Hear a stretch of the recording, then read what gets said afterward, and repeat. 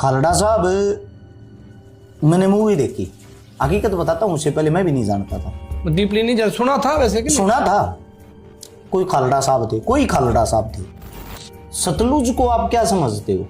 सतलुज एक जो मूवी है, पंजाब के जितने जख्म है उन जख्मों पे एक जो छोटा फोड़ा होता है ना, फुंची, हाँ सिर्फ इतना है। क्या लगता है खालड़ा साहब को जब लेके गए, खालड़ा साहब को जो धमकियां मिलती थी, खालड़ा साहब के साथ जो किया था, उस टाइम के जो डीजीपी साहब थे, एसएसपी साहब थे, वो इस प्रवृत्ति के आदमी थे, लोगों को राक्षस लगते थे।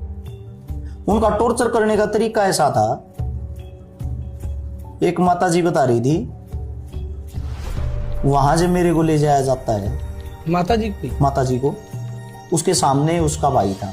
अच्छा, दोनों को एक कमरे में आमने सामने नग्न अवस्था में किया जाता, भाई बहन को, और उस माता जी की टांगे पाड़ दी जाती हैं।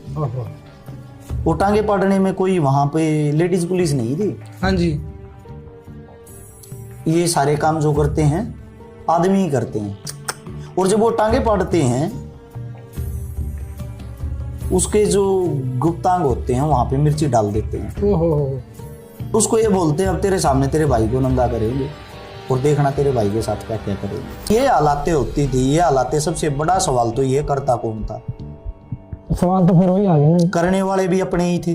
पुलिस में कौन थे? वो पग वाले ही। सारा किसका मिलता था? सरकार का। सरकार का।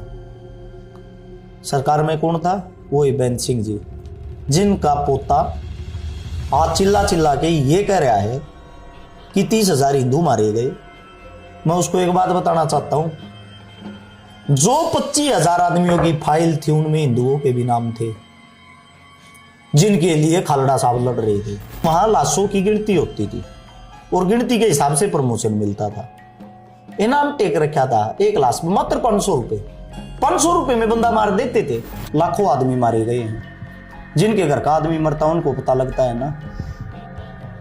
एक परिवार के तो 17 आदमी मारे गए थे। एक ही परिवार के पजी उनकी वंश बेल कहाँ रही होगी? खत्म हो गई है। और कैसे मारे गए थे ये पता है आपको? उन्हीं के घर में पेड़ था, एक पेड़ पे नंगा करके 17 के 17 को लटका दिया, और तारकोल होता है ना जिसे सड़कें बनती हैं, उसको गर्म किया, मिट्टी के तेल में मिला के उसको बॉडी पे लगा देते। कैसे लगाते? जिसे आलू नहीं छीलते हम, चिलर बोलते हैं, उससे पहले खाल उतारते, छीलते पूरे को, बॉडी को। उन लोगों की लाशों को, उन लोगों की चिताओं को आज तक शांति नहीं मिली है। अगर पंजाब इसके ऊपर कोई मूवी बना रहा है तो उस मूवी पे रोक क्यों लगाई जा रही है? और उस पे रोक कौन लगा रही है?